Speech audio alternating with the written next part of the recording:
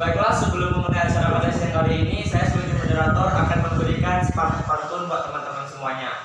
Bubur sumsum di atas batu. Assalamualaikum warahmatullahi wabarakatuh.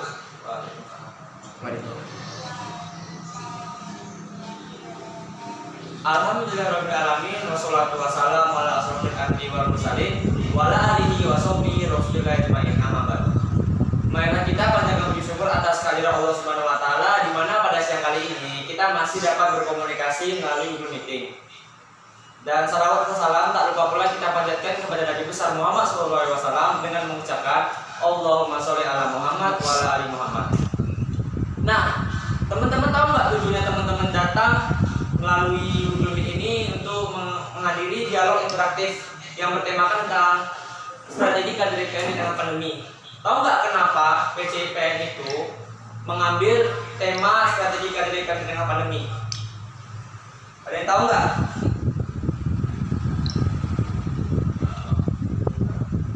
Nah, sebelum dikasih tahu alasannya, mungkin beberapa dari teman-teman nggak paham nih apa sih yang akan dibahas pada siang kali ini gitu. Pembahasan pada siang kali ini yaitu tentang strategi KDRPM di tengah pandemi bersama kakak materi yang kece-kece ini. Sebelum kita memulai acara kali ini, saya bakal jelasin sedikit sih kenapa alasan PCIPM Tampan mengangkat tema strategi KDRPM di tengah pandemi. Melalui video tadi teman-teman sudah menyimak bahwasanya banyak keluh kesal, banyak juga kendala, terus juga banyak ibaratnya yang terkena dampak terkhususnya pelajar seperti kita ini. Oleh sebab itu, kami di sini bakal memberikan sedikit refleksi atau sedikit ilmu buat teman-teman untuk menghadapi, atau bisa surat juga teman-teman melalui Google Meeting ini kepada kakak-kakak pemateri yang kece-kece ini. Baiklah, sebelum memulai dialog interaktif ini, saya pribadi bakal memperkenalkan diri dulu. Perkenalkan, nama saya Tristia Pratana Dowo dari tim media PCIPM Tampan, dan di sini dengan Kak siapa Kak? Kak Boy Saril dari PDIPM Baru, dan juga bersama dengan Kak Adi dari Ketua Umum PCIPM Tampan. Nah, di sini sebelum kami memulai dialog interaktif kali ini, kami bakal membacakan CV pemateri pada siang kali ini, yaitu nama lengkapnya adalah Kakanda Boy Saril, alamat lengkap Jalan Kubang Raya, tempat tanggal lahir Sungai Bubu, 23 Oktober 1999. Aktivitas saat ini mahasiswa, nomor handphone 0852 6343 9886, dengan alamat emailnya boysaril94@gmail.com. Riwayat pendidikan Kakanda tersebut adalah SD Negeri 07 Kubu pada tahun 2011, SMPN 1 Kubu pada tahun 2014, SMK Muhammadiyah 3 Pekanbaru pada tahun 2017, dan mahasiswa UMRI tahun 2017 sampai dengan sekarang. Riwayat organisasi Kakanda yaitu Ketua Umum PRIP Pimpinan Ranting SMK Muhammadiyah 3 Pekanbaru 2015 sampai dengan 2016. Kabit Perkajaran PCIPM Tampan tahun 2016 sampai dengan 2018, dan Sekretaris Bidang Perkajaran Pimpinan Daerah Ikatan Pelajar Muhammadiyah Pekanbaru tahun 2018 sampai dengan 2020, dan juga Kabit Kader Komisariat Ikatan Mahasiswa Muhammadiyah tahun 2019 sampai dengan tahun 2020. Baiklah, sebelum kami mulai dialog interaktif kali ini, teman-teman punya keluh kesah nggak atau ada yang mau ditanyakan tentang tema pada siang kali ini? Kalau memang ada, silakan teman-teman chat berkomentar melalui Google Meeting. Terus kami bakal membahas dan akan menceritakan sedikit gimana secara menghadapinya. Silakan teman-teman bertanya melalui Google Meeting ya.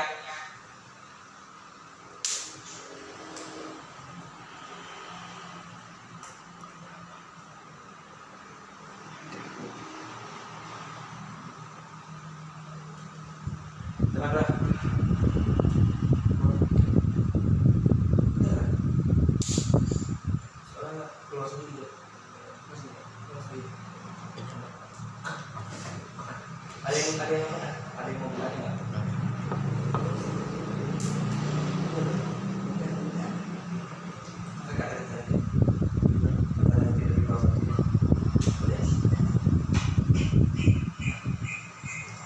Nah, ada nggak teman-teman yang bertanya tentang tema pada siang kali ini?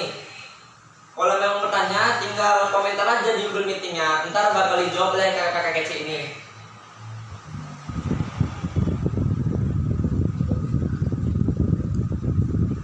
Lagu Aku Cinta IPM dong, Min. Wah, langsung menarik lagu dulu nih. Ini kan kita mau bertanya tentang sesuatu tentang kader IPM di tengah pandemi. Apa aja sih yang harus disiapkan, terutama untuk kader-kader IPM? Atau masalahnya gimana? Ada masalahnya gitu. Silakan bertanya dulu. Nanti materi bakalan ngasih jawaban di bawahnya sesuai. Oh ya kak, kalau memang teman-temannya nggak ada pertanyaan, saya Kan nama saya Boy Syahri. Saya sebenarnya lulusan dari SMK Mumpuni 3. Mungkin kawan-kawan ya dari SMK Mumpuni 3. Kemudian saya juga dari mungkin divisioner divisioner ketua bidang perkaderan PJKM Tangkuban. Jadi mengenai tema kali ini sebenarnya berat untuk dikupas karena kan harus mencari tahu strategi bagaimana begitu kan. Kalau untuk mencari tahu strategi, mungkin pemerintah juga kewalahan menghadapi COVID-19 ini, apalagi kita selaku pelajar. Tapi itu kan berbeda konteks. Pemerintah bagaimana untuk menanggulangi bencana yang berupa virus ini. Tapi kalau kita juga mengantisipasi bagaimana virus ini walaupun ada, tapi kita tetap terus bergerak dan tetap terus berkegiatan sebagaimana mestinya, walaupun ada keterbatasan seperti tidak bolehnya tatap muka, tidak bolehnya ketemu langsung dan lain sebagainya. Mungkin kalau di pelajar sih banyak ketakutan daripada orang tua begitu. Karena pelajar ini kan mungkin ya pelajar ini masih tinggal dengan orang tuanya, kemudian ada orang tua yang ketakutan untuk melepas anak-anaknya untuk berkegiatan di luar rumah, apalagi berkerumunan. Ya walaupun IPM biasanya berkegiatan itu kalau memang protokol kesehatannya begini, insya Allah akan diterapkan begitu loh. Tapi masih banyak ketakutan dari para orang tua dan para guru termasuk. Jadi bagaimana peran IPM selaku organisasi pelajar yang ada di sekolah teman-teman dan ada di kecamatan Tangkuban khususnya dan teman-teman yang ada di luar untuk menghadapi pandemi kali ini begitu. Nah, kita di dalam lagu Ikatan Pelajar Muhammadiyah itu, di dalam lagu Mars IPM itu atau IPM Jaya itu kan ada liriknya yang berbunyi sebagai pelopor, pelangsung dan penyempurna amanah. Nah, pelopor itu biasanya yang mempelopori, yang mencetuskan, yang mengawali begitu. Apa yang harus kita awali, apa yang harus kita cetuskan. Nah, pelajar ini harus mampu menjawab tantangan zaman gitu. Sekarang teknologi mungkin kawan-kawan sudah pada mungkin seluruhnya sudah memiliki smartphone ya gitu. Karena apalagi teman-teman harus dipaksakan untuk belajar daring dan kemudian bagaimana belajar daring ya otomatis harus memiliki smartphone gitu kan. Nah, jadi teman-teman semua bisa saya pastikan seluruhnya pasti memiliki yang namanya handphone atau smartphone. Nah, kemudian apa strategi yang bisa kita ambil, yang bisa kita lakukan dengan menggunakan teknologi yang luar biasa perkembangannya ini yang sudah sekarang termasuk di 4.0 atau 4.0 gitu. Teknologi yang sangat luar biasa. Nah, apa yang bisa kita lakukan? Yang bisa kita lakukan banyak sekali sebenarnya. Strategi yang harus kita lakukan untuk menghadapi pandemi ini, misalnya teman-teman tidak bisa mengajarkan kegiatan portasi atau forum ta'aruf dan orientasi siswa begitu yang tatap muka seperti biasanya. Nah, bisa kita lakukan menggunakan media-media sekarang ini begitu. Contohnya kemarin kami dari pimpinan daerah dan Kota Pekanbaru melaksanakan portasi pada SMK Muhammadiyah 1 itu sudah, kemudian SMK Muhammadiyah 2 juga sudah, kemudian MA Muhammadiyah begitu. Melihat kondisi dan situasinya, ketika pada saat di SMK Muhammadiyah 1, alhamdulillah sekolah bisa memfasilitasi untuk melaksanakan portasi atau forum ta'aruf dan orientasi siswa itu dengan secara daring atau virtual begitu. Jadi teman-teman siswa-siswa baru itu mengikuti vokasi itu di rumahnya saja gitu. Nah, itu salah satu pemanfaatan teknologi untuk menjawab tantangan pada saat ini. SMK Muhammadiyah 2 juga begitu, melakukan vokasi dengan cara kita live streaming di laman Facebook SMK Muhammadiyah 2 Pekanbaru, kemudian di MA Muhammadiyah Pekanbaru juga kita menggunakan media online seperti WhatsApp group begitu. Jadi fasilitator diundang ke dalam grupnya siswa-siswa baru tersebut untuk bagaimana menyampaikan materi-materi vokasi seperti biasanya, dan alhamdulillah lumayan efektif walaupun tidak se-efektif tatap muka begitu.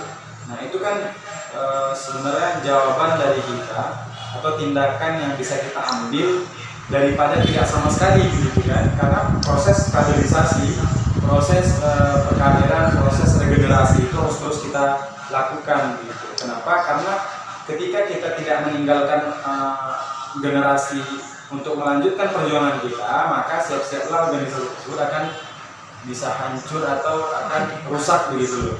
Karena mungkin dari ideologinya, dari dasarnya berpikir itu tidak mengedepankan berpikirnya pelajar Muhammadiyah gitu. Karena pelajar Muhammadiyah itu berpikirnya sangat luar biasa begitu. Jadi teman-teman, untuk menjawab pertanyaan dari tema kita kali ini, kita manfaatkan teknologi sekarang yang bisa kita laksanakan. Kemudian Taruna Melati 1 yang biasanya dilaksanakan oleh pimpinan cabang, yang sampai sekarang itu di Pekanbaru khususnya itu tidak ada sama sekali Taruna Melati 1-nya. Biasanya di akhir-akhir tahun ini, di akhir-akhir semester ganjil ya, itu banyak sekali ranting-ranting dan cabang berkoordinasi untuk melaksanakan Taruna Melati 1. Namun pada tahun ini kita tidak mengadakan yang namanya Taruna Melati 1 atau perkaderan pertama, perkaderan dasar di dalam pelajar Muhammadiyah. Ini sangat disayangkan dan sangat kita khawatirkan bagaimana generasi yang akan datang untuk melanjutkan perkaderan kita, untuk melanjutkan organisasi kita, untuk melanjutkan dakwah amar ma'ruf nahi munkar kita di kalangan pelajar itu mungkin agak mengalami mengalami kemacetan begitu. Mungkin bisa jadi kadernya terhenti. Itu kan ketakutan kita bersama. Nah, itu perlu sama-sama kita cari solusinya begitu. Dan mungkin salah satunya dari dialog interaktif ini untuk bisa sama-sama menjawab tantangan atau strategi apa yang bisa kita ambil di kala pandemi kali ini. Mungkin itu pengantar dari saya dulu. Nanti kalau ada pertanyaan dari kawan-kawan dan biar dari moderator bisa sama-sama diskusikan. Nah, terima kasih pendapat dari Kak Boy dan saran dari Kak Boy juga. Kalau menurut Kak Adit sendiri, gimana sih cara menghadapinya? Cara menghadapinya, kalau mau cara menghadapinya kan banyak permasalahan di pendidikan. Karena kan kita harus beradaptasi dengan lingkungan baru. Sama seperti kayak kenapa dinosaurus tuh punah, ya kan? Karena hewan-hewan yang dinosaurus itu yang bersama zaman dahulu itu kan mereka tidak bisa beradaptasi. Makanya kan secara mau tidak mau kita seperti dipaksakan untuk menggunakan teknologi dalam industri yang 4.0. Nah, terkesudah dengan kali di IPM ini melalui pengamatan saya kan di ranting IPM itu khususnya kayak tampan kan. Mereka tuh masih belum tahu bagaimana sih cara membuat kegiatan itu IPM itu. Mereka tuh masih tidak tahu bagaimana cara tatap muka kan. Biasanya kan mereka tatap muka tuh. Akan tetapi mereka tuh dipaksakan daring.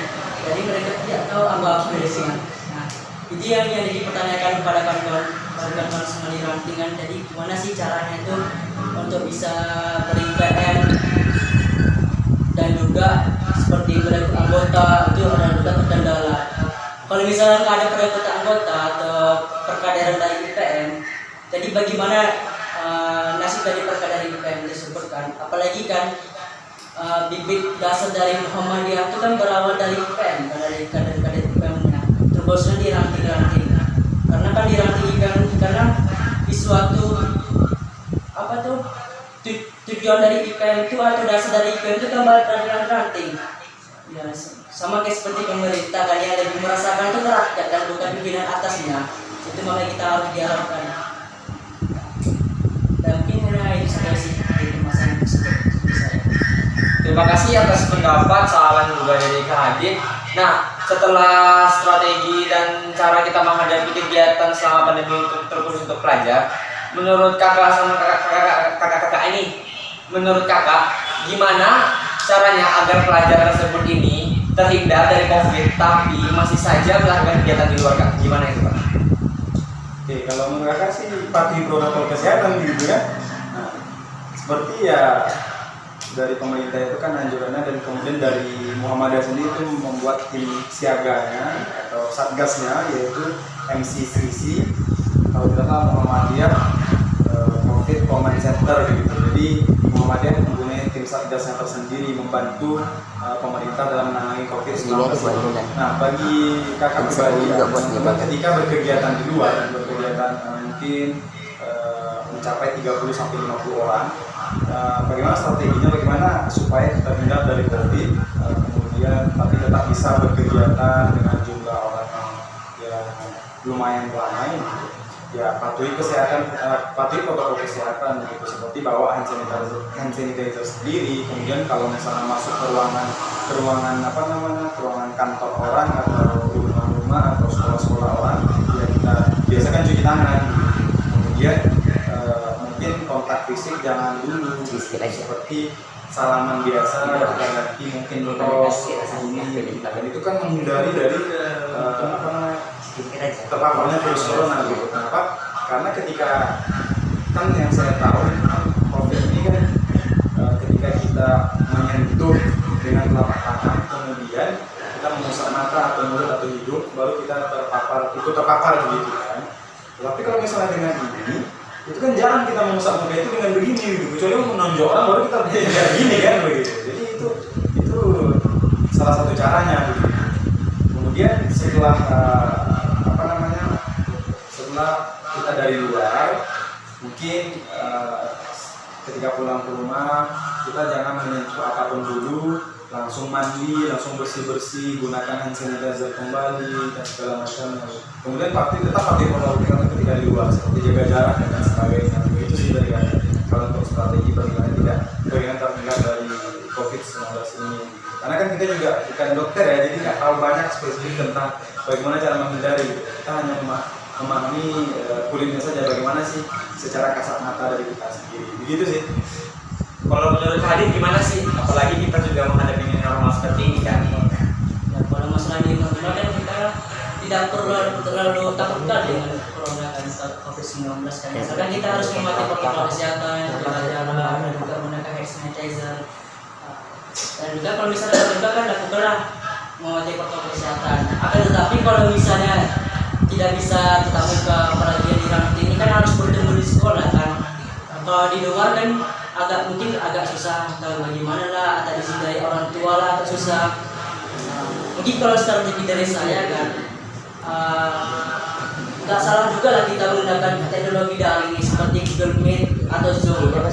Menggunakan Google Meet dan Zoom pun minimal lah 40 menit lah kita bertemu atau berdiskusi tentang bagaimana IPM ini kan, atau bukan kegiatan seperti berdiskusi yang kita lakukan sekarang ini juga salah satu kegiatan IPM. Salah satu bagaimana strategi kami itu untuk walaupun kita ini dalam keadaan COVID atau corona, tetapi kegiatan IPM itu harus berjalan dengan lancar. Terima kasih atas pendapat Kak Adit. Nah, dari pernyataan dari kakak ini, ada nggak teman-teman mau ditanyakan atau mungkin Kak gimana sih selama pandemi ini kita tetap produktif walaupun kita sedang dalam tengah pandemi? Atau juga Kak gimana sih Kak, kok pandemi ini nggak berakhir-akhir gitu? Kapan sih berakhirnya? Pengen ketemu sama teman-teman sekolah yang lainnya gitu. Kalau memang bisa ditentukan, ya kami semua termasuklah seluruh Indonesia yang nggak mau terkena COVID ini gitu kan. Jadi teman-teman yang ingin bertanya silahkan menuliskan pertanyaannya di kolom chat, fitur chat di Google Meeting sembari pembahasan selanjutnya gitu. Nah, menurut kakak sendiri nih Kak, gimana tentang kejadian-kejadian yang di luar sana? Katanya ya Kak, juga dilansir dari beberapa berita, itu ada anak yang sampai bunuh diri Kak, sampai karena daring ini Kak, sampai mereka tuh ibaratnya terbebani banget karena pandemi ini Kak. Gimana itu Kak? Nah itu kakak juga sempat mendengar berita itu ya. Kalau tidak salah itu gantung diri atau terjun. Gantung diri kak di Iya, mau di daerah mau. Saya gantung diri ya. Saya juga pernah dengar berita itu. Baru-baru ini ya. Iya baru-baru ini. Itu kita selaku pelajar kan sangat menyayangkan dan sangat sedih. Gitu. Turut berduka cita juga kepada keluarganya gitu ya. Gimana ya? Mungkin ketika kita di masa pandemi ini sekolah-sekolah itu pada daring semua, dan kemudian mungkin dan pasti itu banyaknya tugas yang diberikan oleh guru-guru, dan kemudian bagaimana mungkin anak itu tidak sanggup untuk mengerjakannya sehingga stres dan berpikiran bahwa untuk memutuskan hidupnya begitu. Nah, kita selaku saya mewakili dari Ikatan Pelajar Muhammadiyah ya, maksudnya itu begini, ketika ada hal-hal seperti itu cepat kita antisipasi biar tidak ada lagi korban-korban yang berikutnya begitu. Dengan cara apa? Dengan cara menghimbau kawan-kawan pimpinan cabang Ikatan Pelajar Muhammadiyah Kecamatan Tampan, silakan buat video-video sosialisasi. Ini saran dari saya, silakan buat video-video sosialisasi bahwa atau video-video penyemangat untuk kawan-kawan semua untuk tetap semangat mengerjakan tugas-tugas sekolah begitu. Kemudian bagaimana buatlah video sosialisasi, karena pada saat ini kita tidak bisa melakukan apapun gitu. Kita hanya bisa melakukan melalui video, melalui flyer, melalui poster dan lain sebagainya. Hanya itu yang bisa kita lakukan menggunakan media-media online kita begitu kan.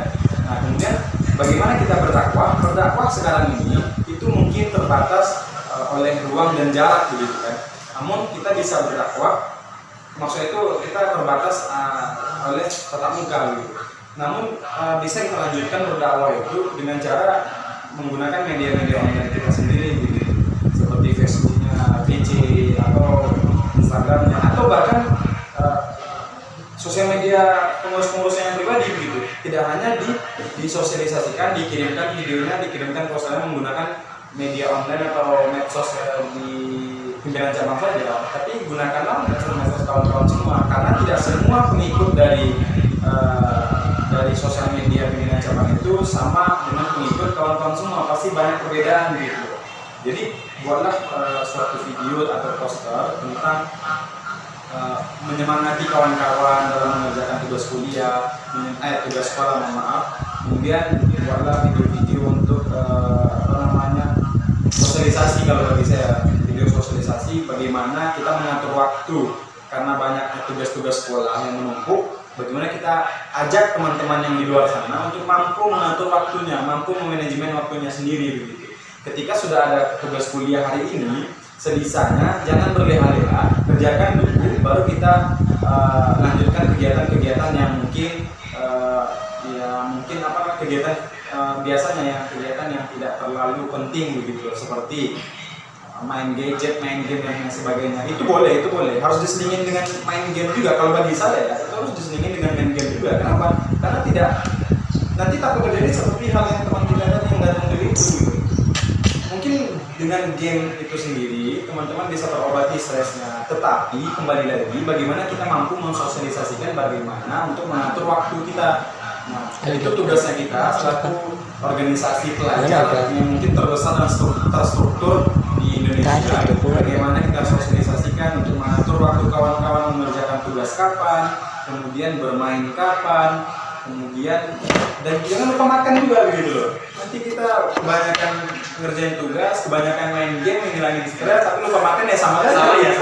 Jadi kita atur baik-baik gitu. Nah ini tugas kawan-kawan semua di pimpinan cabang ya, khususnya di bidang media gitu. Bagaimana silakan buat konten-konten yang kreatif yang dapat menghimbau kawan-kawan untuk tetap semangat, untuk tetap mengatur waktunya dengan baik begitu, sehingga tidak terjadi hal-hal yang seperti itu. Mungkin itu yang dapat saya sampaikan saat ini. Terima kasih atas pendapatnya Kak Boy. Untuk Kak Hadid ini pendapat terhadap kejadian itu gimana sih Kak? Yang berdiri itu kan? Iya. Kan udah saya bilang kan dari awal. Kita tuh gimana tuh ya? Ya mungkin kan kurang beradaptasi juga dengan lingkungan baru kan, atau dengan hal-hal yang baru.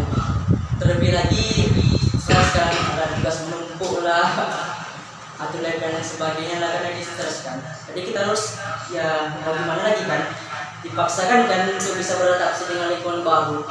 Ya, yang saya katakan tadi kan yang kita tidak bisa masukkan, itulah mereka tuh punah, tidak bakalan maju-maju kan kalau mereka tuh tidak bisa beradaptasi dengan lingkungannya itu. Nah, yang dikatakan rekan Ebo itu juga bagus dengan strategi tentang sosialisasi kepada kawan-kawan kan melalui media di sosmed IG dan lain-lain sebagainya. Karena kan apalagi di COVID ini kan mereka di rumah main HP aja terus kan. Itu bagus seperti membuat video kan, karena kan manusia atau orang-orang itu kan mereka tuh lebih suka melihat video kan ataupun gambar daripada membaca pola dan lain sebagainya. Di video itu kreatif dan juga ada animasinya itu kan yang lebih bisa mengajak dan ada ilmu-ilmu yang bermanfaat untuk mereka semua. Oh, terima kasih atas pendapat Kak Adik. Nah, ini Kak, satu pertanyaan saya juga sedikit banyak menanyakan nih Kak, gimana caranya agar kita itu yang kan belajar dari ini kan tidak efektif sama Kak. Mungkin bisa dibilang hanya untuk beberapa saat, hanya bisa digunakan sampai waktu jangka pendek karena COVID ini selesai juga, jadi dipakai untuk jangka waktu yang panjang nih Kak. Menurut Kakak gimana cara menghadapi kita sebagai pelajar yang pelajaran daring yang tidak efektif ini supaya lebih efektif dan lebih memahami diri kita sendiri Kak? Itu gimana? Oke, teman-teman, saya pribadi juga saya sedang kuliah ya di Universitas Muhammadiyah Riau. Nah, kalau untuk memahaminya, saya pribadi sebenarnya agak sulit memahami ketika belajar daring atau kuliah daring gitu. Kalau misal apalagi melalui via Google Meet ya, Google Classroom. Google Classroom itu hanya melalui fitur chatting chat aja. Mungkin kami dari ketika kuliah itu ada juga kadang-kadang melalui via Zoom, via Google Meet begitu. Nah itu kan sebenarnya kalau dibandingkan lebih lumayan efektif menggunakan video conference daripada menggunakan fitur hanya chat saja gitu. Nah, kemudian bagaimana cara kita untuk tetap memahami begitu. Nah ketika kita belajar menggunakan daring itu, apalagi menggunakan fitur chat, jangan segan-segan untuk bertanya kepada gurunya begitu, dan jangan sungkan-sungkan untuk bagaimana ketika memang tidak paham, silakan kita bertanya begitu. Dan memang dianjurkan untuk selalu bertanya di belajar daring ini begitu. Nah kemudian salah satu strateginya ketika kita sudah mendapatkan materi dari guru kita, ketika forum kelasnya sudah selesai juga, jangan lupa kita ulang-ulang kembali begitu. Dengan cara apa? Kita cari mungkin cari materi itu di Google, kemudian baca-baca, dan baguslah di kelas, di grup kelas kita diskusikan dengan teman-temannya. Bagaimana yang ada, saya pastikan itu setidaknya misalnya 30 orang dalam satu kelas, setidaknya ada 2 atau 3 orang yang benar-benar paham begitu. Pasti ada begitu kan? Pasti ada orang yang benar-benar paham gitu. Setidaknya yang juara 1, 2, 3-nya lah begitu yang paham gitu kan. Nah silakan teman-teman yang nggak paham ini bertanya di grup gitu. Kita buka ruang diskusi di grup chat WA kita, grup WA kelasnya begitu. Itu kan salah satu cara untuk bagaimana kita makin mendalami materi tersebut begitu. Tapi dengan cara, apalagi kalau dengan teman kita kan, dengan teman sejawat itu kan sangat menyenangkan gitu. Maksudnya itu bisa menyesuaikan diri begitu. Tetapi kalau dengan guru kan mungkin ada sungkan-sungkannya, ada segan-segannya begitu. Jadi kadang ada segan bertanya lah, kemudian takut dibilang caper lah, takut salah pertanyaannya dan sebagainya. Nah, kalau dengan teman sejawat kan itu biasa saja begitu kan, teman chat biasa gitu. Anggap teman kelas itu teman chat biasa. Jadi ketika sudah selesai forum kelas bersama gurunya, silakan kita ulang kembali di forum chat grup WA kita, grup WA kelas kita. Tanya dengan kawan-kawan yang memang benar-benar paham gitu. Saling bertukar pikiran. Menurut kamu paham nggak materi yang disampaikan itu tadi? Sedikit paham. Tanyakan apa yang kamu pahami, yang sedikit kamu pahami itu. Nanti disampaikannya, oh begini, saya sebenarnya nggak paham itu tadi. Tapi setelah kamu jelaskan, sepertinya agak memahami sedikit. Dan tukar pikirannya. Dan saya juga sebenarnya memahami mengenai yang ini. Kemudian tanya lagi kepada kawan-kawan yang lainnya, sehingga terjadi dialog di sana. Kemudian kita mampu untuk memahami materi yang mungkin sulit kita pahami ketika belajar tadi tersebut.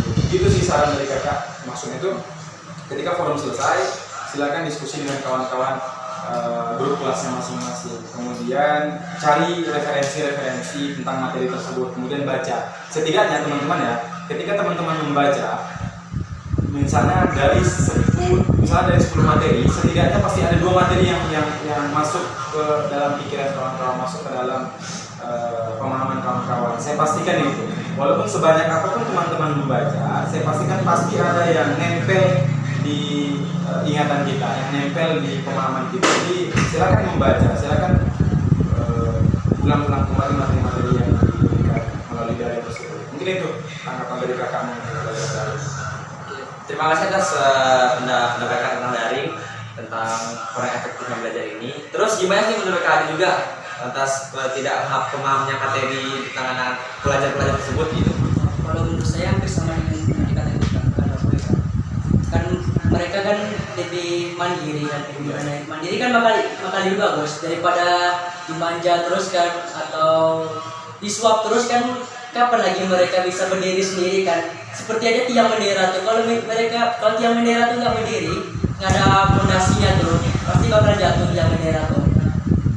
Tuh. Yang satu lagi kan di dalam daring itu juga ada di balik ada pepatah di balik kesengsaraan pasti ada kenikmatan. Itu dia kenikmatan dari daring itu. Kita bisa mandiri dan mencari sebuah materi atau referensi, dan juga bisa lebih kuat dan berdiskusi pada kawan-kawan kan.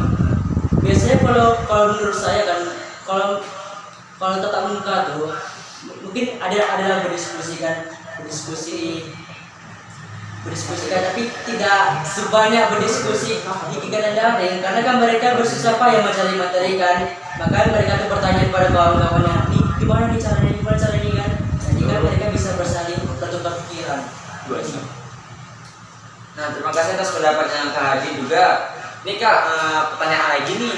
Mungkin teman-temannya boleh nanya nih, kalau memang mau bertanya atau memang ada sedikit keganjalan tentang pelajar di tengah COVID ini, tengah pandemi ini, silakan teman-teman bertanya gitu. Jadi teman-teman nggak ada meninggalkan Google Meet ini tanpa rasa penasaran, tanpa rasa keraguan lagi gitu.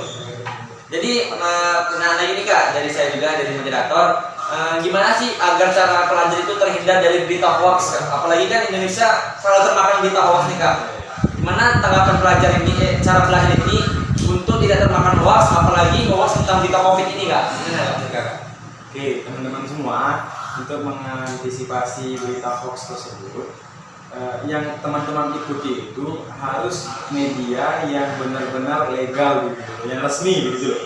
Nah, maksud contohnya seperti ada tim satgas dari pemerintah. Silakan follow Instagramnya, follow kemudian Facebooknya itu kalau nggak salah itu, walaupun saya tidak tahu kok bisa di Facebook saya itu keluar langsung berita-berita COVID dari tim satgasnya. Mungkin dari kawan-kawan juga ada. Nah itu kan, berita dari situlah yang bisa kita ambil begitu. Kemudian cari referensi yang benar-benar aktual begitu, yang benar-benar fakta. Nah caranya bagaimana? Ya tadi kita cari media-media yang memang sangat-sangat dipercaya oleh masyarakat gitu, yang dipercaya oleh publik, seperti media-media dari pemerintah, kemudian media-media mungkin dari Muhammadiyah kita juga ada tim MCCC-nya gitu, MCC. Jadi info-info yang kita ambil, yang kita tampung, silakan kita ambil dari sumber yang terpercaya, seperti dari portal beritanya pemerintah, kemudian dari tim satgasnya pemerintah. Itu berita-berita yang kita ambil mengenai COVID-19. Dan kalau ada, ini juga tugas dari kawan-kawan selaku pengurus organisasi pelajar ya, karena kita ini selaku organisasi kita harus mampu tidak hanya untuk tidak hanya untuk menampung aspirasi atau membawahi kawan-kawan pelajar Muhammadiyah saja. Kalau bisa kita harus mampu berkontribusi untuk pelajar yang ada di Kecamatan Lampan, baik itu pelajar Muhammadiyah maupun tidak. Kita tidak boleh memilih bahwa kami adalah pimpinan cabang Ikatan Pelajar Muhammadiyah, jadi kami hanya berkontribusi untuk pelajar-pelajar Muhammadiyah saja. Tidak boleh seperti itu. Kita harus mampu berkontribusi bagaimana kita berkontribusi untuk pelajar yang memang pelajar begitu loh. Tidak hanya dari pelajar Muhammadiyah. Muhammadiyah itu sendiri begitu. Muhammadiyah itu tidak hanya menggunakan kontribusinya, memberikan kontribusi itu hanya kepada masyarakat atau anggota Muhammadiyah saja, tetapi umat dan bangsa begitu. Umat itu secara keseluruhan, bangsa itu secara keseluruhan, bukan hanya dikotak-kotakan dari misalnya saya anggota Muhammadiyah, saya sering sholat di masjid Muhammadiyah, tidak seperti itu begitu. Contohnya contohnya Lazismu itu memberikan bantuan waktu COVID ini lumayan banyak bantuan sembako, bantuan infak dan lain sebagainya. Itu tidak hanya kepada warga-warga Muhammadiyah, tapi juga warga-warga umat-umat yang di luar dari Muhammadiyah, karena kita tujuan kita itu fastabiqul khairat dan amar ma'ruf nahi munkar begitu. Tidak dikhususkan kepada warga Muhammadiyah saja. Nah, ini yang harus kita contohkan dari pelajar Muhammadiyah juga begitu. Maksudnya ini yang kita contohkan dari Muhammadiyah sendiri selaku organisasi induk kita ya. Jadi kita harus mampu berkontribusi kepada pelajar yang ada di Kecamatan Tampan khususnya. Jadi tidak harus pelajar Muhammadiyah saja kita memberikan kontribusinya, tidak boleh seperti itu. Kita harus terapkan tujuan kita itu amar ma'ruf nahi munkar untuk umat dan bangsa begitu loh.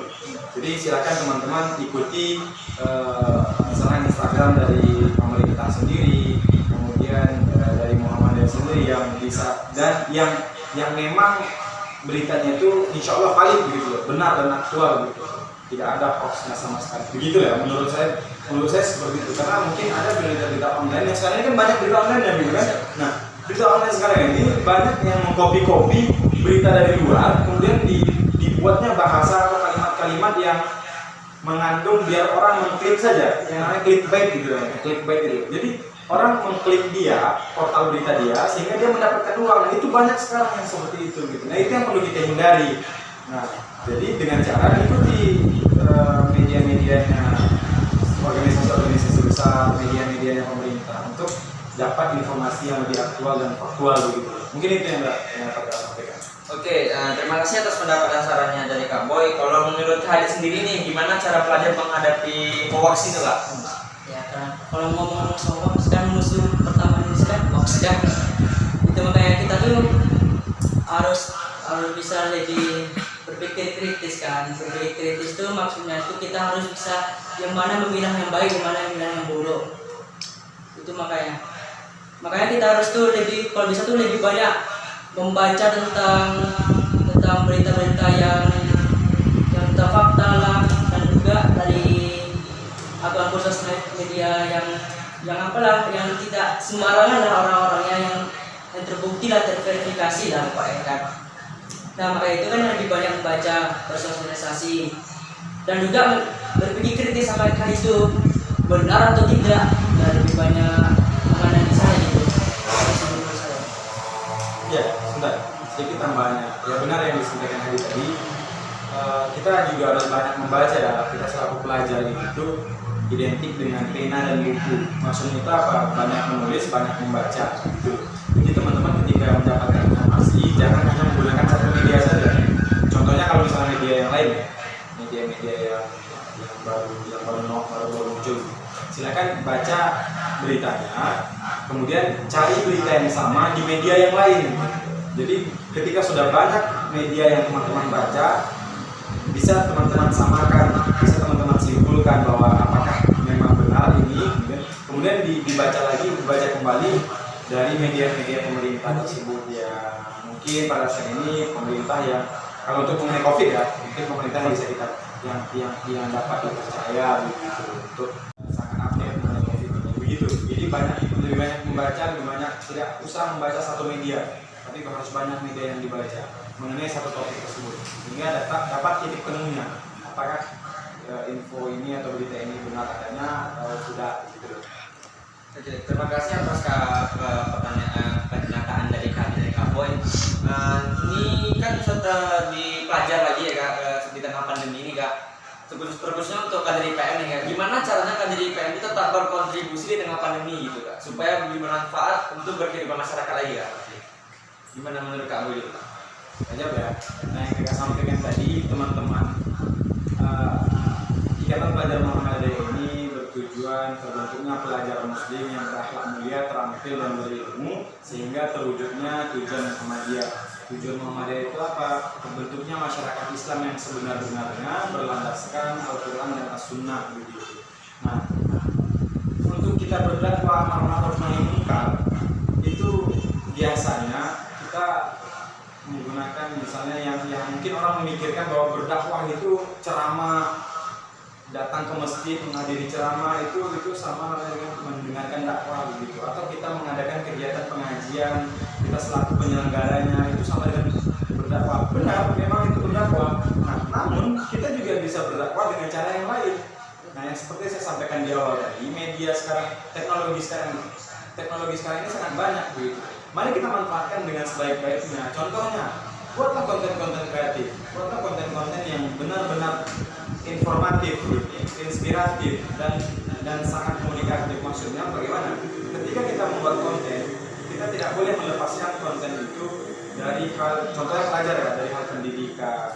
Kemudian isu-isu nasional itu silakan diangkat, tidak masalah gitu. Nah, teman-teman berdakwah itu jangan hanya memikirkan dakwah hanya tatap muka, dakwah hanya berkumpul. Tidak juga. Ini juga termasuk dari dakwah. Kenapa ini bagian dari dakwah? Ini bagian dari dakwah. Kenapa saya sampaikan begitu? Karena ketika kita melakukan kegiatan dialog interaktif ini, setidaknya apa yang sedikit kami sampaikan ini ada tercerna dengan baik oleh teman-teman yang ada di luar sana, dan kemudian teman-teman terapkan yang baik-baiknya. Itu bagian dari dakwah pimpinan cabang Ikatan Pelajar Muhammadiyah Kecamatan Tampan. Itu bagian dari dakwah. Kemudian teman-teman yang saya sampaikan tadi, buatlah video konten atau poster dan lain sebagainya seperti himbauan, sosialisasi, kemudian konten-konten penyemangat. Itu bagian dari dakwah juga. Ketika kita menyemangati orang lain, kita memberi manfaat kepada orang lain gitu. Nah, kemudian ketika kita setidaknya kita nge-share, kita ngirim ulang, misalnya video-video ceramah dari ustaz-ustaz kita gitu. Itu bagian dari dakwah juga. Kita sebagai pelangsung, pelopor, pelangsung. Nah, kita ini sebagai pelangsung gitu. Ketika ada ceramah, kita pilih yang menariknya, kemudian kita kita kirim ulang menggunakan media sosial kita. Nah, itu bagian dari dakwah kita, itu bagian pelangsung kita untuk berdakwah gitu. Nah, kemudian jangan lupa, kita ini selaku organisasi pelajar ya, silakan kita fokuskan dakwah kita kepada pelajar, tapi tidak lepas kepada sosial kita yang ada di luar dari pelajar. Kemudian saya juga sampaikan tadi, Ikatan Pelajar Muhammadiyah tidak boleh berdakwah hanya untuk pelajar Muhammadiyah, tapi Ikatan Pelajar Muhammadiyah harus mampu berdakwah di pelajar Indonesia, umat dan bangsa khususnya begitu. Jadi tidak boleh Ikatan Pelajar Muhammadiyah hanya berdakwah di pelajar Muhammadiyah saja, itu tidak boleh. Itu bukan kepribadian dari Ikatan Pelajar Muhammadiyah, bukan seperti itu. Nah, jadi bagaimana apa kontribusi yang kita lakukan seperti itu, dakwah yang bisa kita lakukan yang seperti itu, menyampaikan sosialisasi, memberikan himbauan, memberikan semangat itu sangat berdampak besar gitu, dampaknya sangat besar gitu. Bisa jadi orang yang mau bunuh diri tadi tidak jadi bunuh diri karena ada semangat dari kawan-kawannya gitu. Nah, itu harus kita pikirkan sama-sama, harus kita rancang bersama-sama apa yang harus kita lakukan, konten yang bagaimana yang harus kita buat begitu untuk pelajar-pelajar yang ada di Kecamatan Tampan khususnya. Untuk bagaimana mereka tetap semangat belajar di kala pandemi ini atau belajar dari ini. Mungkin itu yang saya berikan. Terima kasih atas pendapat dan saran dari Kak Boy, juga strategi ke depannya gimana nih. Selanjutnya dari Kak Adi sendiri nih, gimana caranya Kak dari PMU tetap berkontribusi di tengah masyarakat di tengah pandemi ini Kak?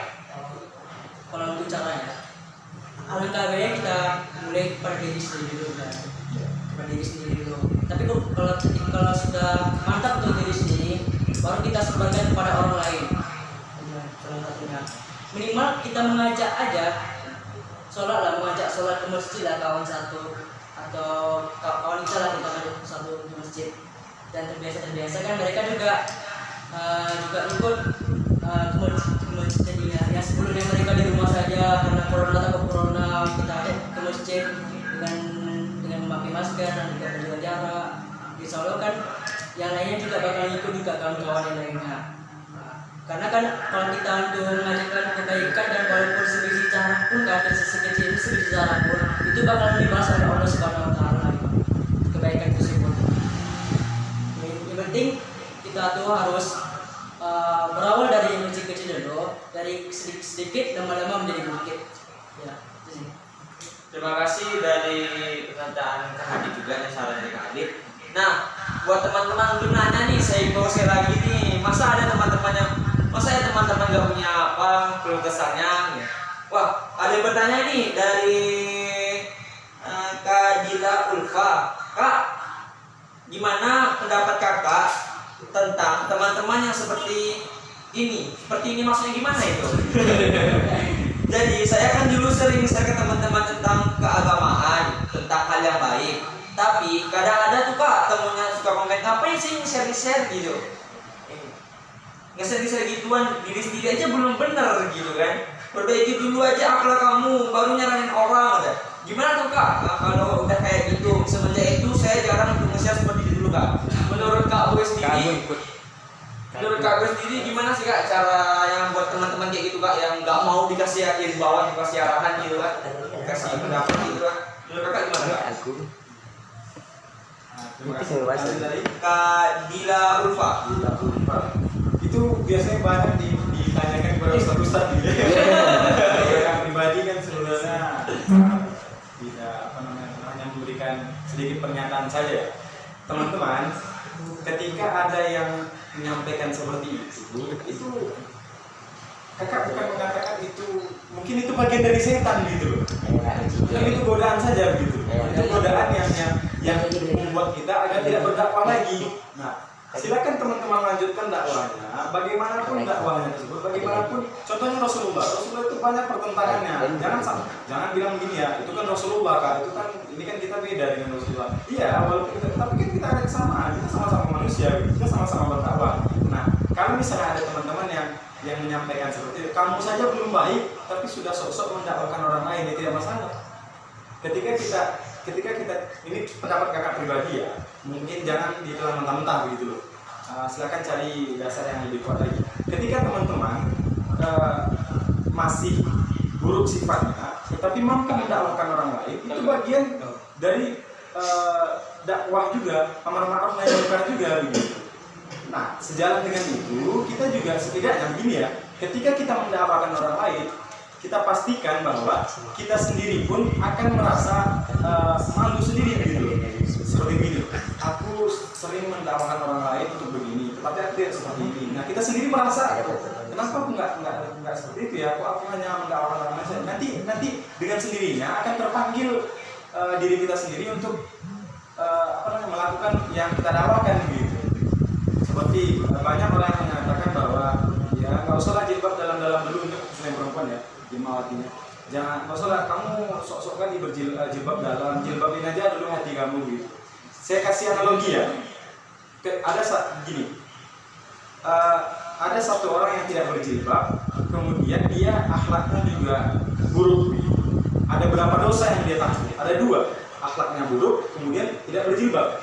Namun ketika ada satu orang lagi, dia berjilbab tapi akhlaknya buruk, berapa dosa yang dia tanggung? 1. Kenapa? Karena akhlaknya saja, dosa akhlak yang dia tanggung gitu. Tetapi dosa membuka orang itu tidak kan ada yang dia begitu kan. Nah, itu yang harus kita pikirkan gitu. Jadi ketika mungkin dari teman-teman yang sudah mungkin gerakan-gerakan hijrah begitu, lanjutkan gitu. Walaupun ada teman-temannya yang mengucilkan, setidaknya hanya walaupun bercanda, tetapi sedikit ngena di hati, kembalikan lagi kepada Allah. Tujuan kawan-kawan untuk hijrah, untuk berubah itu untuk siapa gitu? Untuk pandangan orang lain. Kalau untuk pandangan orang lain ya silakan rasakan sakit hatinya ketika dicaci maki, ketika dihina, ketika diejek gitu. Tapi ketika kita lillahi ta'ala, ejekan orang lain itu nggak akan terasa kepada kita. Jadi terus terang teman-teman ini berdakwah walaupun ada hujatan, ejekan atau hanya candaan dari kawan-kawan yang bisa jadi menyakiti hati kita semua. Jadi silakan berdakwah, sekecil apapun dakwah akan tetap terhitung oleh Allah Subhanahu Wa Taala. Jadi itu yang dapat kita sampaikan, karena kan juga bukan basicnya bukan tidak ada pesantren, tidak pernah MTS atau MA, SD negeri, SMP negeri, SMA-nya SMK pula gitu. Jadi background agamanya itu mungkin sedikit kurang. Jadi teman-teman silakan cari pendapat lain mengenai hal yang dipertanyakan tadi. Jangan ditelan mentah-mentah dari kakak. Tapi kalau ada kebaikan silakan teman-teman terapkan atau silakan teman-teman terima gitu. Terima kasih. Terima kasih atas pernyataan dari Kak Boy. Menurut Kak Adit nih, gimana sih buat orang seperti itu yang kita memberikan kebaikan malah dia kamu kenapa sih memberikan seperti itu padahal kamu belum baik gitu. Menurut Kakak gimana orang seperti itu? Kalau menurut saya, kalau kita bertemu sama orang itu kan itu sebagai ujian datang dari Allah, tapi menyerupai dengan orang-orang yang menghina kita itu kita tak bisa seperti itu.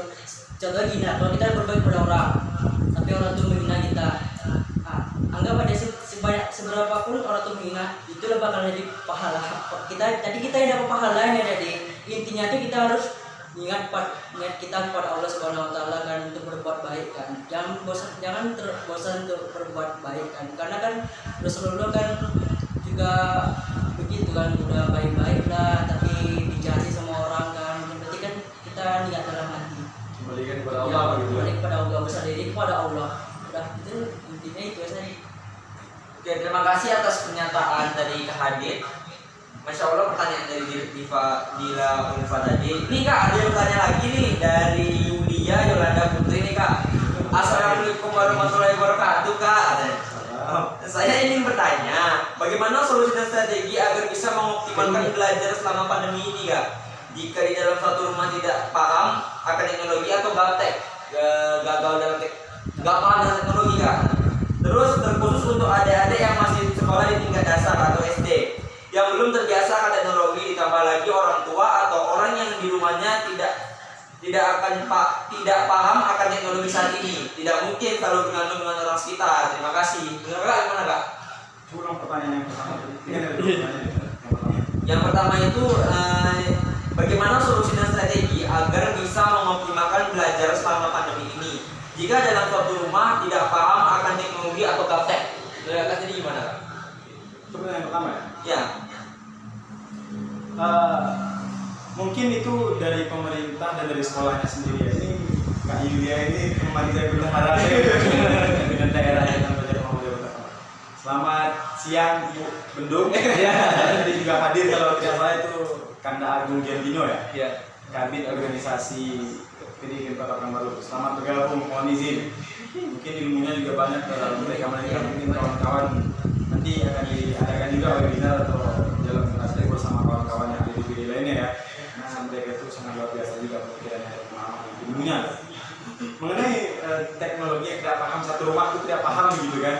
Saya pastikan untuk saat ini tidak ada yang tidak paham menggunakan teknologi, setidaknya hanya chattingan di grup WA itu kan setidaknya sudah paham gitu. Kemudian kalau sudah paham chattingan di WA atau chat di WA, silakan hubungi. Misalnya kalau ada anak SD ya, tadi bicara anak SD. Kalau anak sekolah dasar itu kan mungkin ada guru wali kelasnya yang membimbing begitu loh. Atau misalnya orang tua yang tidak paham, silakan kita koordinasi ke sekolahnya. Kalau misalnya 1-2 wali murid yang datang ke sekolah itu mungkin masih bisa diterima oleh sekolahnya. Karena saya lihat, saya juga belakangan ini pernah ke sekolah-sekolah, terutama SD juga, SMP, SMK juga, dan guru dan stafnya itu lumayan banyak juga yang hadir di sekolahnya begitu. Setidaknya 50% yang hadir di sekolah untuk mengurus administrasi dan lainnya. Nah, itu kan ketika kita wali murid, silakan hubungi wali kelasnya begitu untuk bertanya bagaimana menggunakan teknologinya. Contohnya ya, saya dari keluarga saya sendiri, itu kakak kandung saya itu ada ponakan saya, anaknya beliau itu kelas 4 SD. Jadi dia tidak bisa menggunakan classroom, Google Meet, Zoom, kemudian dan saya pun jarang pulang ke rumah begitu, sering tidur di rumah kawan gitu kan. Jadi mungkin tidak simpan untuk mengajari atau masih tahu begini loh caranya. Nah, ya saya sarankan saja, silakan tanyakan kepada wali kelasnya begitu. Karena kan wali kelasnya juga memiliki tanggung jawab untuk bagaimana tidak hanya mengajarkan ilmu-ilmu yang sudah ditentukan, tetapi juga mengajarkan bagaimana menggunakan teknologi untuk keefektifan belajar siswanya sendiri atau muridnya sendiri begitu. Jadi silakan hubungi wali kelasnya untuk bagaimana menggunakan teknologi. Kemudian mungkin bagaimana ya? Ada yang tetangganya yang tahu tentang teknologi, silakan. Kemudian ada juga yang seperti saya pernah baca berita itu ada yang belajar daring, kemudian ke kantor lurahnya karena hanya dapat jaringan di situ. Nah, di situ kan kantor lurah kan setidaknya pegawai-pegawai di kantor lurah itu tahu mengenai teknologi. sedikitnya ya itu kan bisa diminta bantu kepada teman-teman. Kemudian ada juga yang begini, saya juga kasihan mendengar beritanya bahwa pernah terjadi ada siswa SD laki-laki yang tidak memiliki ekonomi yang cukup untuk membeli smartphone dan untuk membeli kuota internet, jadi dia tidak bisa belajar daring, tetapi sekolahnya menampung untuk belajar tatap muka, tapi hanya dia sendiri. Nah itu kita ucapkan terima kasih kepada sekolahnya yang sudah memberikan fasilitas untuk belajar tatap muka kepada siswa tersebut begitu. Nah mungkin itu yang dapat saya sampaikan, tapi bisa saya pastikan mungkin tidak ada yang satu rumah itu tidak tahu teknologi pada saat ini. Setidaknya WA chat gitu loh, chat di WA begitu. Ketika sudah chat di WA, atau kan chat dengan wali kelasnya, nah, mungkin bisa konsultasi dengan wali kelasnya begitu loh. Oke Bu Bendung, terima kasih pertanyaannya Bu Bendung. Terima kasih pernyataan dari Kak Boy. Kalau menurut Hadir gimana sih Kak? Bagaimana kalau ada suatu lingkungan itu yang gaptek atau nggak paham teknologi untuk mengikuti daring ini gimana caranya? Kalau gaptek kalau zaman sekarang ini kan pasti semua yang memiliki handphone kan. Entah minimal mereka tahu apa itu HP, nah, kan tahu HP atau dan sebagainya. Kalau mereka nggak tahu apa-apa kan, jadi kan mereka tuh bakalan ketinggalan zaman kan, nggak tahu apa-apa gitu. Terus yang bagaimana caranya kan? Itulah makanya kita tuh antara sekolah dan juga orang tua dari wali murid itu kan harus lebih bersosialisasi bagaimana caranya kan.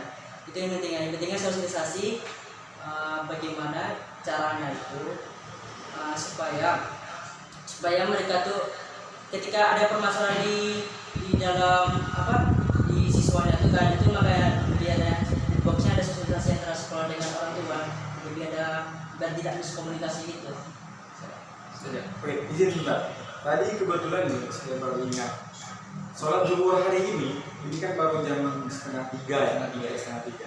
Ketika saya sholat zuhur di masjid dekat sini kan, ada seorang anak yang saya kenal dengan beliau, itu mungkin siswa ekskul saya juga di sekolahnya, dan sekarang dia mungkin bisa dibilang autis atau bagaimana itu, Karena sindrom mungkin ya, sindrom kayak gitulah. Nah, ketika saya sholat, saya letakkan HP di lantai, dia selalu melihat HP, tapi dia tidak mau mengambil. Kemudian ketika saya selesai sholat, dia langsung mengambil HP saya. Kemudian saya tidak ditekan-tekannya layar saya kan, tapi itu nggak keluar lah apanya, nggak kebuka layarnya kan, karena hanya menekan layar. Kemudian saya bilang HP-nya mati, dia bilang kan. Oh enggak, dicarinya tombol untuk menghidupkannya, dan dia tahu cara menghidupkannya. Nah itu maksudnya gini, anak yang sindrom saja mengetahui apa itu HP, setidaknya bagaimana cara menggunakan HP gitu. Nah mungkin kawan-kawan yang tidak sindrom, tidak autis, ya pastilah lebih mudah beradaptasi dengan teknologi sekarang gitu. Lebih mudah belajarnya, apalagi teknologi sekarang itu sangat luas gitu. Mungkin misalnya kalau tidak tahu kan, kita ya ke tetangga sebelah atau kemana gitu untuk bertanya setidaknya bagaimana cara menggunakan ini gitu. Jadi begitulah seorang anak autis atau sindrom tadi saja tahu bagaimana menggunakan smartphone, setidaknya membuka saja gitu. Terima kasih dari pernyataan Kak Boy dan Kak Hadir. Ya buat teman-teman yang lagi bertanya nih, masih ada waktu sampai waktu asar tiba, silakan teman-teman bertanya atau boleh sih terkeluh kesalahan selama pandemi ini. Kak, selama pandemi nggak bisa ketemu teman, nggak bisa main bareng, atau Kak selama pandemi ini uang jajan saya nggak dapat Kak. Sebagai pelajar itu mungkin seperti itu kan teman-teman kan. Curhat juga boleh tentang apa, tapi di dalam konteks yang sama ya, tentang tema kali ini gitu. Nah Kak, saya sebagai moderator ingin bertanya pada kakak nih. Kan selama pandemi ini kan pelajar itu, terusnya pelajar itu lebih mengalami kesusahan dalam belajar dan cara juga berkomunikasi. Menurut kakak, selain pemanfaatan teknologi, gimana caranya para pelajar itu tetap memanfaatkan komunikasi agar tidak terputus komunikasi terhadap teman-temannya ketika ada butuh sesuatu Kak? Kan ada juga biasa teman-teman yang tiba-tiba menghilang, tiba-tiba apa, gimana cara tetap menjaga silaturahmi sama teman-teman Kak? Kalau untuk menjaga silaturahmi itu ya setidaknya hadir aja kalau ada grup kelasnya sendiri-sendiri, ada grup kelas masing-masing, setidaknya kalau ada info komen bahwa bisa dikatakan kita masih ada di dalam grup daripada diam saja. Kemudian kalau misalnya silakan hubungi pribadi, setidaknya untuk komunikasi saja, tanya kabar, bercanda, berdua atau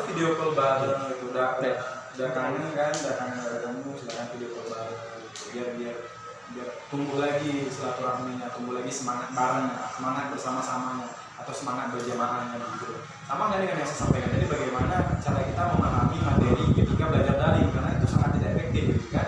Nah, saya sampaikan tadi Pak, saya sampaikan tadi bahwa ketika kita sudah belajar daring dengan guru, silakan kita diskusikan lagi di grup kelasnya masing-masing begitu loh. Kita tanyakan lagi dengan kawan-kawan, mana tahu ada yang memahami sedikit, silakan sampaikan di grup. Kemudian kita pribadi ada yang paham sedikit, kita sampaikan di grup, sehingga kita bertukar pikiran di sana dan terciptalah forum diskusi yang baru gitu. Mungkin dari forum itu kita silaturahmi dapat jaga. Jadi silakan boleh cek dulu aja, boleh cek di grup silakan. Yang penting selalu kalau ada informasi di grup silakan komen gitu. Itu kan untuk memancing kawan-kawan juga, untuk dia teman-temannya masih tidak putus dari silaturahmi gitu lah. Terima kasih atas pertanyaan Kak. Baik, Kak Adit akan tambahkan atau gimana pernyataan Kak Adit tentang cara kita tetap menjaga silaturahmi di tengah pandemi ini, Kak? Yang bersama ini tadi kita kan kita kan baru nggak terputus silaturahmi. Kan melalui grup itu kan juga bakalan apa? Kan satu kelas nih. Kan pasti mereka dalam grup itu kan setidaknya ada mungkin ada satu orang yang kita meliput atau lain sebagainya.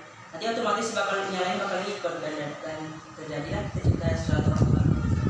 Yang penting Jangan lost kontak aja. jangan Gitu ya. kontak aja, jangan hapus kontak pula kan. Jadi ibaratnya kayak aku nggak buat mas mau udah gitu, nggak mungkin kayak gitu kan. Gitu. Oh ya Kak, dari teman-teman sekalian nih yang saya lihat sebagai pelajar juga, banyak teman-teman yang kehilangan semangat dalam tengah pandemi ini, apalagi terus untuk belajar, apalagi ada mungkin beberapa murid yang nyetus gitu kan. Iya apa sih classroom? Apa sih ini? Padahal kan pengen sekolah beraktivitas di luar, pengen sekolah ketemu teman-teman. Menurut kakak nih, gimana caranya menumbuhkan semangat belajar, semangat juang kita sebagai pelajar di tengah pandemi ini, Kak? Oke. Nah, tadi juga sudah kakak sampaikan pada teman-teman semua, khususnya dengan cabang dan tampan ya. Ini mungkin PR yang kakak berikan kepada kawan-kawan semua, bagaimana untuk membuat konten, bisa jadi video, poster atau flyer dan lain sebagainya, ya tentang menyemangati kawan-kawan. Menyemangati kawan-kawan itu dalam bentuk apa? Bentuk video juga boleh, kata-kata juga boleh, atau bercerita storytelling juga boleh. Itu silakan. Nah, itu bagian dari dakwah juga, bagian dari menebar manfaat kepada orang lain. Ketika kita menyampaikan, memberikan semangat kepada orang lain, itu kita termasuk orang yang bermanfaat bagi orang tersebut begitu. Nah, kemudian bagaimana sih caranya untuk dakwah ini luas begitu. Nah, tidak hanya tidak hanya menggunakan media sosial dari pimpinan cabang saja, silakan teman-teman repost menggunakan media sosial teman-teman sendiri, pengurus sendiri. Setidaknya kalau misalnya di pimpinan cabang IPN Tampan itu ada 20 orang pengurus cabangnya, kemudian setiap pengurus itu repost postingan yang ada di sosial medianya pimpinan cabang sendiri, itu berapa orang yang bisa melihat. Tetapi kalau hanya ngepost di pimpinan di Instagram atau sosial media pimpinan cabang saya, hanya beberapa orang yang melihat, hanya ratusan followers yang melihat begitu kan. Nah, jadi hanya sedikit. Jadi silakan teman-teman repost menggunakan media-media masing-masing, media-media pribadi begitu loh. Jadi sehingga konten-konten penyemangat tadi itu bisa meluas, kemudian bisa dilihat dan didengar oleh kawan-kawan sekitar gitu. Jadi cara untuk menyemangatinya silakan buat konten-konten penyemangat yang kreatif dan inovatif. Karena betul yang dikatakan tadi, sekarang ini kita tidak bisa melakukan apa-apa selain dari memanfaatkan media yang ada. Jadi kita tidak bisa ngapa-ngapain, hanya bisa menggunakan media sosial kita pribadi. Seperti buat konten, silakan buat konten. Nah, itu bagian dari dakwah kita juga. Jadi jangan mengira bahwa berdakwah itu hanya melakukan dan sebagainya. Itu juga bagian dari dakwah. Dan kegiatan ini juga bagian dari dakwah. Dan kegiatan ini juga bagian dari penyemangat. Contohnya ada keluar kata-kata kita tadi, semangat kawan-kawan belajarnya, atur waktunya lagi, kapan buat tugas, tetap fokus belajar, tetap semangat belajar dan begitu. Itu dari kakak. Kalau dari Kak Adit gimana tentang menumbuhkan semangat juang dan semangat belajar pelajar di tengah pandemi ini, Kak? Gimana ya? Karena kalau hal-hal yang baru kan mau gimana lagi kan kita harus bisa beradaptasi dengan lingkungan yang baru. Gimana sih cara menumbuhkan semangatnya dengan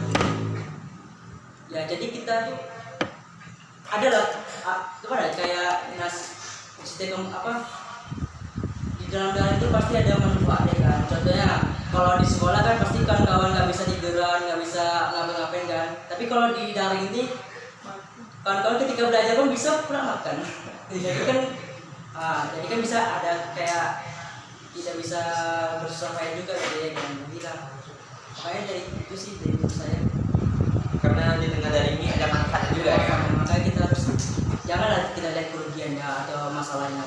Kita lihat juga manfaatnya, pasti banyak juga manfaatnya ya. Itu sih. Nah, salah dari Kak. Baru terpikir ini, mungkin kawan-kawan cabang TNI Tampan bisa juga melakukan membuat giveaway gitu. Nah, giveaway-nya bagaimana? Seperti ini. Berikan giveaway kepada orang yang tidak pernah bolos belajar online-nya. Seperti gini loh. Misalnya kelas 10 SMK Muhammadiyah 3, contohnya apa namanya? Restu misalnya tidak pernah tidak hadir, selalu hadir. Misalnya di classroom ini kan, classroom selalu hadir. Tetapi syaratnya harus screenshot screenshot kelas daring tersebut begitu. Kemudian kirimkan menggunakan kontak person dari pimpinan cabang. Nanti ketika itu diacak 3 pemenang terbaik yang rajin masuk kelas daringnya. Itu kan bagian dari penyemangat untuk kawan-kawan semua untuk rajin belajar walaupun daring gitu, rajin sekolah walaupun belajarnya pakai classroom. Nah, itu kan motivasi tambahan bagi mereka. Oh, nanti kalau maksud itu, tapi jangan buat orientasi kawan-kawan di luar itu hanya mendapatkan hadiah dari kita. Tetapi mungkin bisa jadi ini adalah titik awal kawan-kawan kita yang ada di luar itu untuk walaupun mereka hanya berorientasi, aku nanti kalau misalnya hadir terus di kelas ibu ini pasti aku dapat hadiah dari cabang Tampan. Setidaknya melalui dari itu mungkin nanti mereka termotivasi sendiri manfaat belajar dari itu. Nah, itu bisa dilakukan untuk motivasi tambahan lah bagi kawan-kawan untuk tetap semangat belajar gitu. Memberikan giveaway dengan syarat-syarat dan ketentuan berlaku gitu. Terima kasih dari pernyataan Kak Boy dan Kak Adi juga. Oh ya, ini ada satu juga yang saya temui sebagai pelajar juga. Kebanyakan ya kan kita daring kan tanpa di rumah juga, tanpa ada pengawasan guru secara langsung. Jadi terkhusus buat anak-anak yang SD atau TK, banyak tuh Kak moral sama anak sama etika sama orang dewasa tuh kurang karena mereka daring terus Kak. Karena kurangnya pengawasan guru secara langsung gitu Kak. Menurut Kakak, tanggapannya Kak tentang gimana sih cara moral anak dan etika anak itu tetap terjaga di tengah pandemi? Karena terjaga dalam maksud artian tuh tetap terdidik ya, walaupun di tengah pandemi ya. Dan juga guru kan juga kurang pengawasan secara langsung Kak. Menurut Kak Boy sendiri gimana Kak?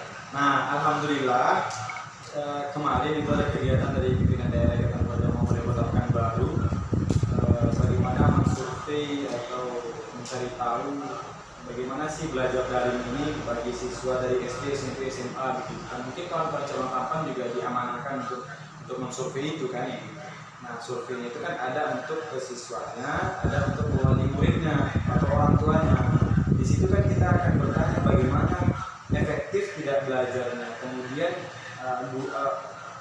orang tua selaku pendamping siswa tersebut di rumah karena daring ini apakah tetap selalu mendampingi, tetap selalu menjaga anaknya ketika belajar daring atau tidak. Nah, itu suatu kontribusi yang bisa dilakukan pimpinan daerah yang Kota Pekanbaru untuk bagaimana melihat keefektifan, kemudian ketertiban, kemudian bagaimana terjaganya moral dan etika siswa-siswa khususnya SD dan SMP ya tetap terjaga begitu. Karena pendampingan dari orang tua itu tak boleh lepas, karena ketika lepas mungkin berbahaya untuk anak-anaknya kan begitu. Jadi alhamdulillahnya sudah dilaksanakan, mungkin lagi proses, doakan saja ada hasilnya, kemudian akan kita kaji kembali setelah melakukan survei tersebut. Akan ada kajian lagi atau diskusi publik lagi dari pimpinan daerah untuk melanjutkan hasil survei tersebut. Jadi untuk menjaga bagaimana moral dan etika kawan-kawan siswa-siswi itu ya sebenarnya itu dari orang tua, kemudian dan itu mungkin pemerintah sudah memikirkan itu ya, dan sekolah juga sudah memikirkan itu. Makanya khusus dari SD itu wali kelas mungkin menginstruksikan wali muridnya untuk tetap mendampingi siswanya agar tetap terkontrol, agar tetap terdampingi sehingga tidak terjadi apa-apa, tidak terjadi karena kan di ini kemudian di HP juga, di HP itu ada namanya apa namanya, ada tentang di HP saya ya, mungkin ya teman-teman juga ada, itu ada fitur untuk pengawasan anak-anak begitu. Jadi aplikasi yang bisa dibuka itu bisa dipilih. Nah itu ada di fitur, mungkin HP sekarang udah ada semuanya itu. Jadi ada fitur yang memang khusus untuk anak-anak. Jadi mereka tidak bisa membuka aplikasi yang kita alihkan. Mungkin ada yang aplikasi menyembunyikan aplikasi juga bisa. Itu kan salah satu cara untuk tetap menjaga konten apa yang terlihat oleh anak-anak semua, siswa-siswi, kemudian apa yang mereka lihat, apa yang mereka tonton, nah itu kan perlu dijaga juga oleh murid-muridnya. Jadi itu sih yang saya sampaikan. Terima kasih atas pernyataan dari Kak Boy. Menurut Hadit sendiri nih, gimana tanggapannya Kak tentang moral yang anak dan cara menghadapinya agar moral dan anak kita terjaga gitu Kak? Gimana? Ya, pertama kan kita tuh seorang orang tua dan guru kan harus saling terjaga, bisa bagaimana anak-anak itu lebih terkontrol dengan baik dan benar. Kalau opini dari saya atau saran dari saya kan, cobalah kalau dari sekolah itu kan, boleh entah 1 kali seminggu atau 2 kali seminggu kan, boleh aja kayak sekolah ada tatap mukanya, bukan hanya dari saja, ada juga lah sekolah itu tatap muka asalkan memenuhi protokol kesehatan dan juga didampingi oleh orang tua. Dan jadi dalam tatap muka sekolah itu guru-guru mengajarkan kepada anak-anak itu kan tentang etika atau moral atau tentang keagamaan lah, itulah dilakukan secara tatap muka. Ya, bukan hanya daring aja, boleh kalau bisa ada tatap muka dalam 1 pelajaran 2 kali seminggu. Terima kasih atas pernyataan dari Kak Adit. Nah, menanya nih Kak, strategi kakak-kakaknya itu atau persiapan kakak-kakaknya di tengah pandemi ini apa aja Kak? Atau harus nyiapin ini, harus mengatur waktu, menurut kamu gimana? Strateginya gimana sih Kak ke depannya? Ke depannya jaga kesehatan terutama kan, kemudian yang ngatur waktu tadi teman-teman ketika sekarang saya sering lupa juga jadwal masuk karena saya tertidur lah begitu. Nah, itu kan perlu kita jaga bersama-sama.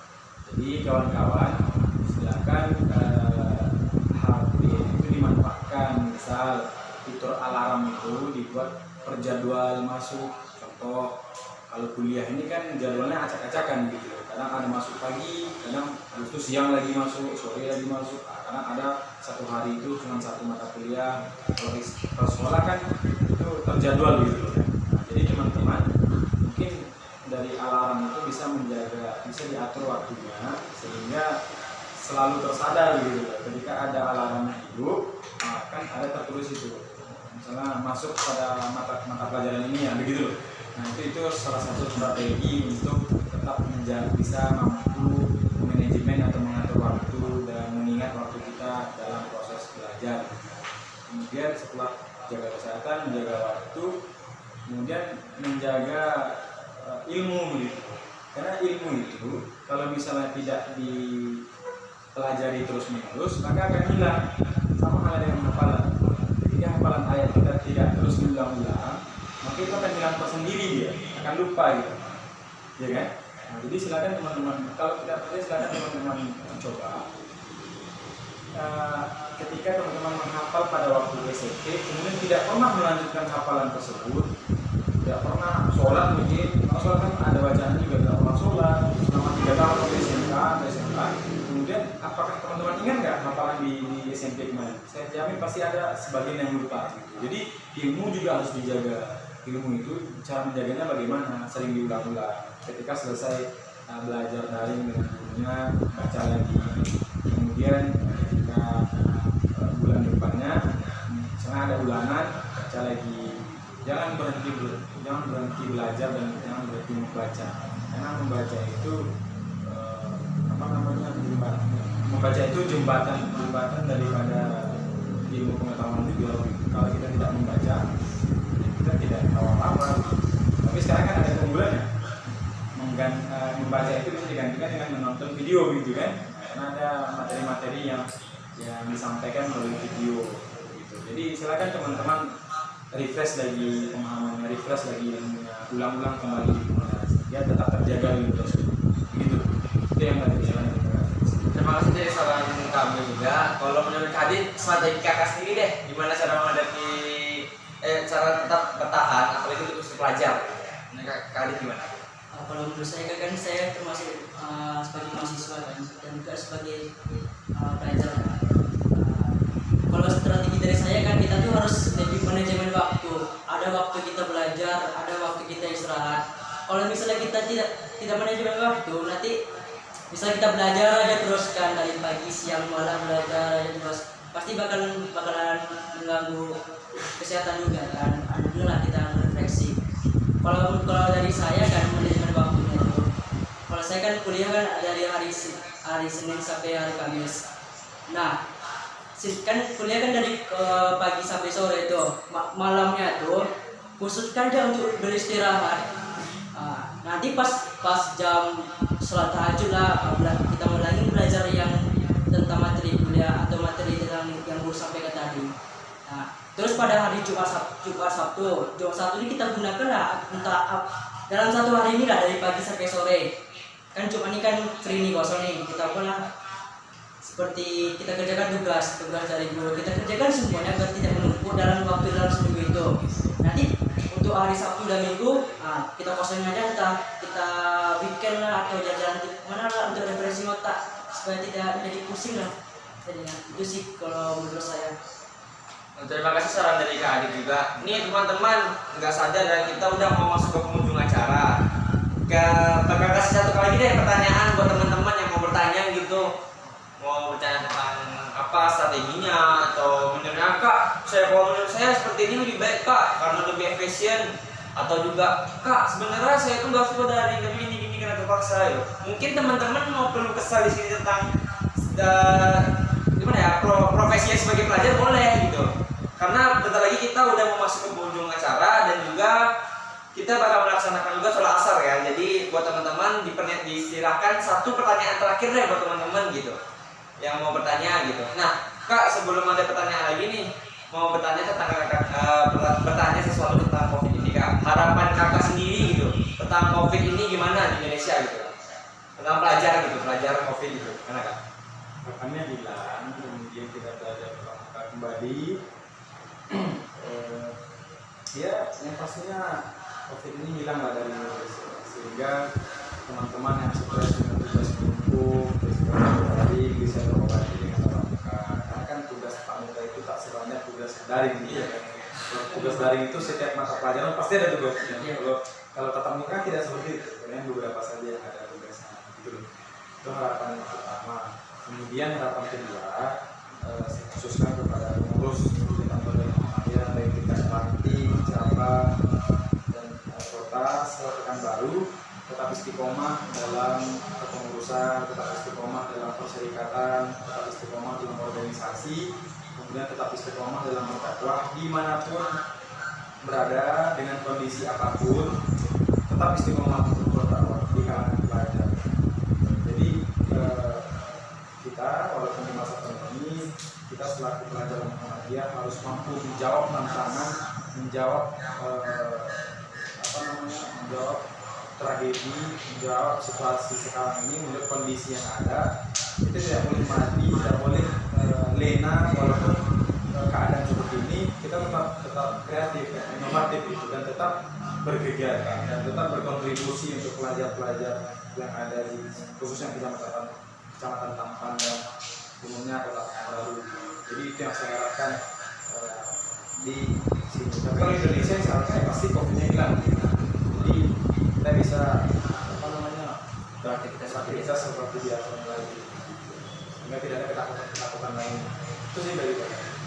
Oh ya, menurut Kak Adit gimana sih Kak harapan Kakak tentang COVID di Indonesia dan juga pelajar sama COVID ini Kak? Kalau harapan saya, para kawan semua jangan takut pada corona, dan kita tuh harus yakin lah, ya kan lah, secepatnya corona itu bakalan berakhir. Kalau bisa kita yakin aja, nanti kita sholat asar nanti corona itu tiba-tiba menghilang. Itu ya kita, berarti kita tetap optimis dan janganlah pesimis kan. apalagi tugas menumpuk tuh insya Allah bakalan kelar aja ya. Lama-lama bakalan berkelar juga tugasnya. Karena kan di ayat Quran kan fa'in lama usi usra kan segala kesulitan kan pasti ada kemudahan kan. Itu sih dari saya. Terima kasih pernyataan dari Kak Boy dan Kak Hadi juga. Teman-teman nggak ada yang bertanya nih, udah siap semua menghadapi pandemi sampai akhir tahun ini? Kan katanya, bukan katanya juga sih, ada berita kata Pak Nadiem Karim 2021 Indonesia tuh siap melaksanakan belajar tatap muka lagi. Amin. Semoga aja di tahun 2020 tahun cukup mengenaskan bagi kita gitu sebagai pelajar gitu. Setiap tahun terakhir kita mengalami daring gitu, semoga di tahun depan kita semua tuh tetap bisa melaksanakan kegiatan tatap muka pelajaran yang baik gitu. Jadi tanpa ada kayak hambatan daring lagi, semoga nggak ada kedepannya kayak gitu. Ada yang tambahan nggak sebelum kita menutup acara ini? Oke, tambahan sedikit untuk penyemangat kawan-kawan semua ya. Jangan terlalu terbawa pikiran dengan banyaknya tugas. Mungkin bisa diceritakan dengan orang tuanya. Kalau misalnya lelah, capek, sampaikan dengan orang tuanya bahwa lagi capek, butuh istirahat.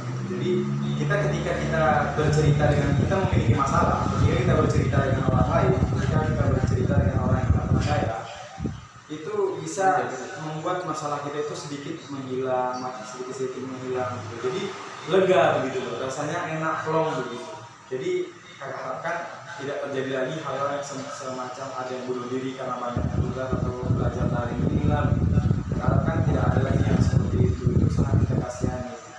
Teman-teman semangat, atur waktunya kembali, kemudian manajemen lagi waktunya, kemudian tetap jaga ilmunya, jaga kesehatan terutama, jaga ilmu, jaga bacaan, sehingga walaupun di masa pandemi, walaupun belajar daring, kesehatan kita terjaga, walaupun hanya di rumah saja, kemudian ilmu kita juga terjaga, walaupun hanya melalui sekolah daring atau belajar daring. Dengan cara apa? Banyak membaca, karena teknologi sekarang itu banyak manfaat yang informatif, gitu. Seperti buka saja Google, apa materi kita besok kita baca hari ini di Google.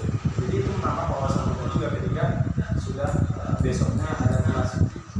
Dan paling utama tadi kakak sampaikan, jaga kesehatan, jaga waktu dan jaga ilmu. Yang pertama itu kan yang keempat, yang pertama ini. Setelah itu jaga ibadah kita. Karena tadi ada yang menyinggung tentang bagaimana mendakwahkan teman kita. Jadi tetap jaga dakwahnya, tetap jaga hubungan kita dengan Tuhan. Kemudian kita juga tetap menjaga hubungan kita dengan manusia. Gitu. Itu sih dari kakak. Terima kasih atas pernyataan dari Kak Boy. Kalau menurut Kak Adit gitu gimana?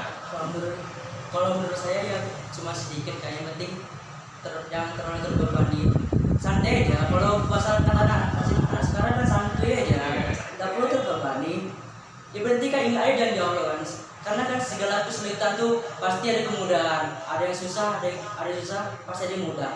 Itu sih kalau menurut saya. Benar Kak. Terima kasih atas pernyataan dari Kak Boy. Semoga waktu luang dan kita isi dengan bermanfaat ini dan kajian sedikit kajian juga ya Kak. Kajian dan pernyataan dari kakaknya EC ini bermanfaat bagi teman-teman semua, dan juga kita semua terhindar dari COVID dan tetap melaksanakan kegiatan aktivitas seperti biasa. Amin Allahumma amin. Sekian dari kami dari PCPM Tampan. Jika ada yang salah mohon dimaafkan gitu kan. Sebelum kami menutup acara pada siang ini, saya ada pantun buat teman-teman lagi. Enggak mungkin dong saya membuka dengan pantun menutup tidak dengan pantun. Baiklah, sebelum saya tutup saya ada buat pantun buat teman-teman. Katanya jomblo sudah punah, tidak punya hati. Jika ada kata-kata yang salah, jangan disimpan dalam hati. Sekian dari kami semua. Assalamualaikum warahmatullahi wabarakatuh.